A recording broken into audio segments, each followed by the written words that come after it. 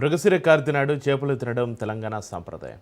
కార్తె మాసంలో చేపలు తింటే ఆరోగ్యం బాగుంటుందని ప్రజల నమ్మకం. ప్రతి ఏటా జూన్ మాసంలో వచ్చే మృగశిర కార్తె నాడు తెలంగాణలో చేపలకు విపరీత గిరాకీ ఉంటుంది. అయితే నిర్మల్ జిల్లా కేంద్రంలోని బోయవాడ చేపల మార్కెట్ వద్ద చేపలు కొనడానికి ప్రజలు పెద్ద ఎత్తున తరలివచ్చారు.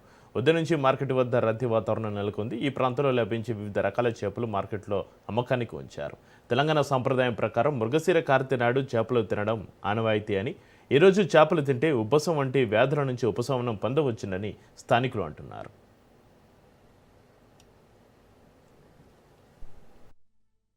తెలంగాణ సాంప్రదాయం ప్రకారం తెలంగాణ ప్రాంతంలో ఉన్నటువంటి ప్రతి ఒక్కరు కూడా నిలువు రోజు ఆరోగ్యానికి ఉపయోగపడేటటువంటి చేపలు తినాలనేటువంటి సంస్కృతిని ఈరోజు మన తెలంగాణ ప్రాంతంలో అలవాటు చేసుకుంటా ఉన్నాం.